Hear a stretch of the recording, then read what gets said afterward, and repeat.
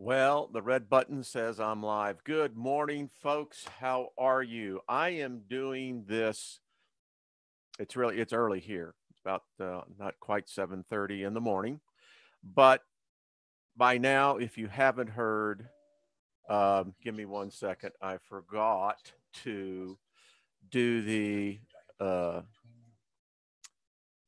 headphones on. Like I said, wow, there's 19 of you. Well, good morning, good afternoon, hello. So let me get right to the point of this. What I talked about yesterday has happened. It is official.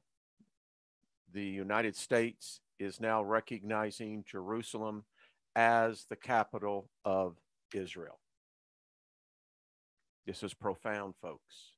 Regardless of your beliefs, regardless of your politics, this is going to fundamentally change our lives. Let me just pull up a headline here so everyone can see. Let me see if I want to do it that way. I guess that's how we can do it. Okay. So here we go. I believe you can see this. So this is breaking Israel news. With historic announcement, President Trump will declare the end of Jerusalem's 70-year exile. This is going to be profound, folks. I'm just telling you, on a geopolitical stage, this is going to make things much, much more difficult for all of us. I listen. I can understand people's points of view on this, and I'll stop in here and see how the chat room is going. Wow, it's really growing here. Good morning to everybody. So I'm seeing a lot of comments that I indeed expected. I mean, we have to make some fundamental recognitions here that this is indeed prophetic. I don't know how else to really say it. It's prophetic. I mean, as I said last night on Rex Bear channel, and I'll be posting that interview this morning. We had two courses to go down. There was the course that we had been on, which is precarious enough. But now we have this second, and this one's going to change things, folks. It's going to change things. Let me get back to the geopolitical stage. I don't know if any expert could really make a concise statement as to what's next. You can already see what the Palestinians are going to do. They have already scheduled a day of wet rage. You know, we had done a good job in fracturing ISIS, the ideology behind that. And I think if we had continued not to go down this course, but had continued on the course prior to when the world changed on December 6th, 2017, well, as I said last night, I believe Israel, the Hebrew people, have a covenant with a God. Now, I contend, it's just my belief, that God didn't make a covenant with the rest of the world. He made it with the Hebrews. And what we are seeing, and let's be realistic, when you look from Zechariah to Jeremiah, you're looking at about nearly 2,500, 3,000 years of a prophecy. That's a long time to wait for a prophecy. Now, you can't deny that, this changes everything. I think Zechariah 6, I think, is perfect. This is going to become a real hot potato for the world. I'm just telling you, folks. And if that earthquake that I predicted, and I did it off the cuff, there were a lot of people who wrote me and said, what happens if that happens? It was a lucky guess. We all know what we anticipate to be the next steps. And I think that I have a lot of good friends that we email back and forth.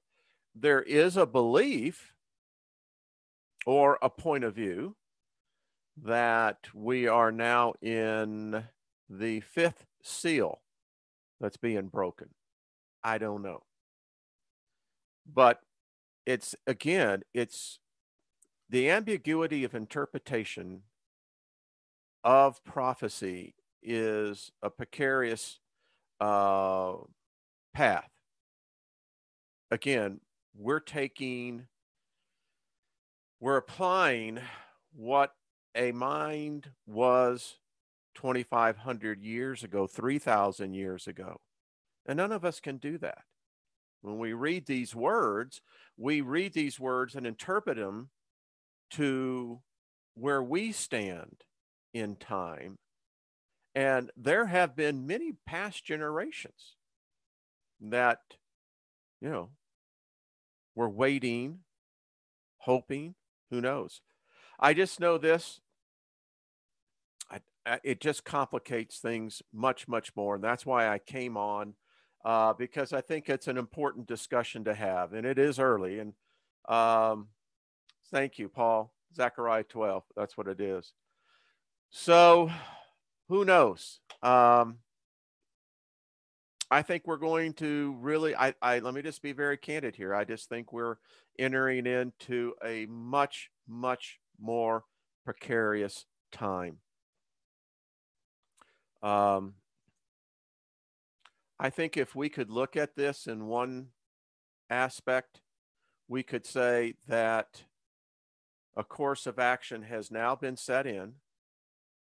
And I don't think anyone should, number one, claim victory in this.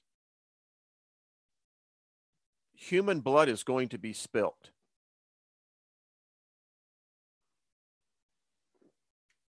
I think it's inevitable. And I'm a position. My position is for my species. That's you. That's me. And I'm tired of seeing our blood spilt on any cause. Excuse me. Religious, political, or otherwise. I just don't think that it's something that our species should have to do. I just don't think so. So I'm kind of sad this morning is what I am. Inside there is a sadness within me. And I mean, if this is fulfillment of prophecy, so be it. What happens next? I know from my experience that this is just like throwing gasoline on a candle. You're going to do one of two things. You're either going to put the candle out or it's going to go kaboosh. I don't know. Maybe, we all know what's next. And like I said, I don't like the fact of any of us, all the races, having to spill one drop of blood. It's just not worth it to me. Life is so precious. And I know I have a particular point of view, more westernized. That's where I was born. It's where destiny put me. And if you're over in Europe, over in the Middle East, in the East, Australia, South America, we all have our identities based on where we were born and where we grew up.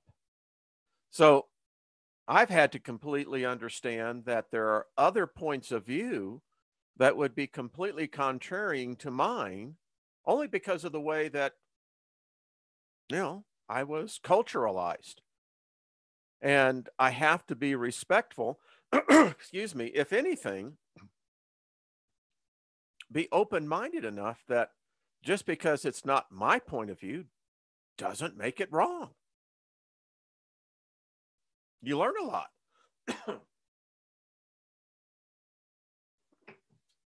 So that was my bit of commentary this morning. I just wanted to bring this out. This is not going to be a long program.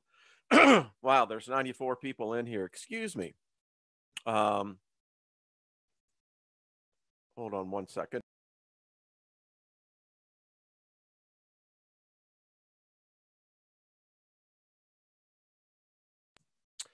That was a pause and an interruption. So I don't know. I have to take this. Like I said, I'm sad about this because I think the violence that's going to ensue is crazy. It's just crazy. I have a bit of a sore throat this morning. So let's just hope for the best. We're all going to live it. We're all going to go through it. I don't know. It's like that. Oh crap.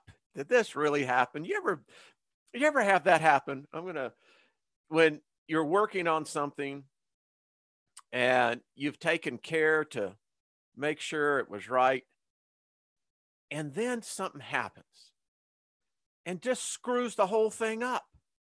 And you don't know whether to be mad at yourself or mad at whatever caused that. And typically it's us. And you have that moment of thought, that epiphany, where you have to laugh because you're asking yourself, why are you mad at yourself? But what I'm looking at here is that, okay, do I think Donald Trump's a bad guy? No. I had the privilege of meeting the guy on the elevator at the Taj Mahal opening weekend, and ran into him on the elevator. Was a nice guy, from what I could tell, but I don't break bread with the man. I know this. Talk about putting the wild card factor into play. This guy epitomizes it. And he has apparently pissed off everybody for the most part. I mean, it looks like the guy can't go either way. I have great empathy for the man. Listen, any guy that steps up and says, I'm willing to take the helm of this shipwreck, and the United States could only be described as, if we're not a shipwreck, we are definitely heading for the rocks. And, I hope this guy gets the problem solved. I'd like to live in a world of peace. I'd like to live in a world of prosperity. I'd like to see a place where homeless people are no longer homeless. With the abundant resources the United States has in its waste, there's no reason to have people homeless. Now, there are just some people who like to live free and off the grid. I can dig that. Takes a certain inner tenacity to do that. And if you are one of those, right on. I think we all long to get back to nature and be self-sufficient. But the reality is, for billions of people, that's not possible right now. And we just seem to have more and more problems. I'm 62 years old. I grew up in the 70s, early 70s, and I don't know. I was pretty socially and consciously aware. I mean, where I grew up in those formative teenage years, I was on my own, was in the Montrose area. Those of you in Houston, and I know I have a lot of viewers from Houston would know the Montrose area in 1970, 71, 72. Great place to live at. It was a counterculture. It was something that wasn't ever seen before. And we were aware of the social issues back then. And back then, of most importance was, again, the racial issues, and then corruption in government, inflation, bad monetary policy, wars, rumors of wars.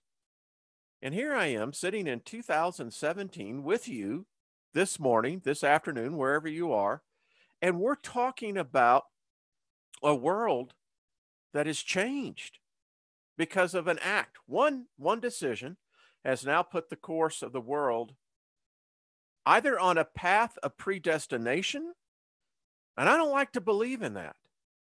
I don't like to think that my life has been predestined before I lived it. I don't think either of us, none of us do. I don't think you do. But nevertheless, it seems like that is what's happening. And I don't like that. You know, it's kind of like Neo telling Morpheus, I don't like to think that my life is so little valued, and the only value that is assigned to it is that because I'm here in this point in time playing a role that was predestined for me to play before I began.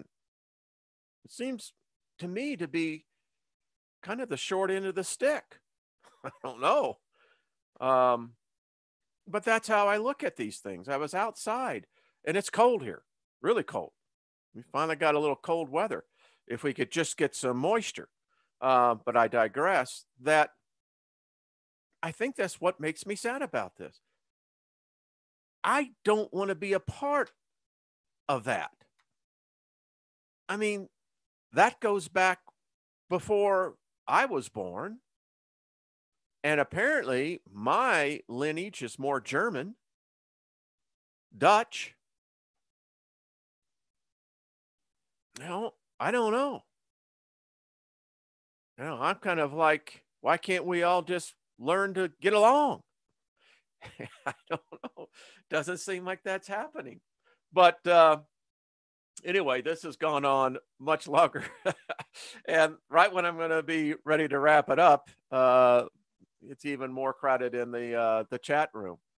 Predestination takes away free will. There is no predestined in this life.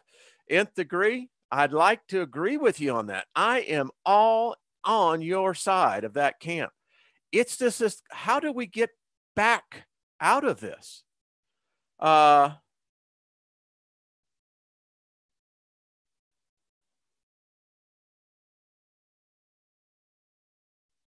No, I have not, Davey. I'm reading your comments now. So anyway, I mean, that's just kind of my point of view. It's the perspective that I'm seeing, and I studied Bible prophecy. I'll tell you, I did. I was, as my mentors, people like Hilton Sutton and others that were great studiers of Bible prophecy. I look at this and I go, interesting. I mean, are we truly seeing something that was prophesied? And so here's the other coin. Now I'm going to go and I'm going to start looking to see what other cultures, maybe some of you that have, let's say, Hindi. What does the sacred scripture say in those cases? What do they talk about in such events, or do they? I'd love to know from the Chinese perspective, the Aborigines. There's a whole history I'm finding out with the Aboriginals. We're going to talk about that one. But so we now see the world has changed. The United States has now made a declaration. You're going to see protests in the UN.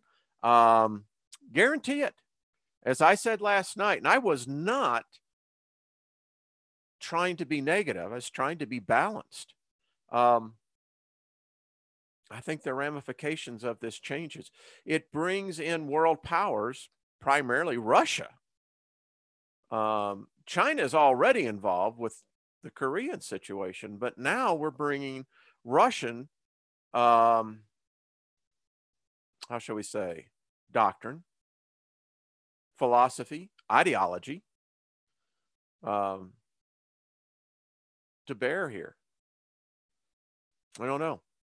We'll see how the markets do this morning. Again, it's early here for me. Not really. I get up about 4:45. One of the things I love about winter, and as I close out, I want to be on a positive note, is that I love seeing the constellations. And now at this time of year, I can see Orion in the southern sky, and I can see the Pleiades. They're just so bright. It's like right there. And so you get the telescope out, and you just really want to come in. And so anyway, and this is what I stop and think about before I start my day out. So I'm just going to stop into the chat room.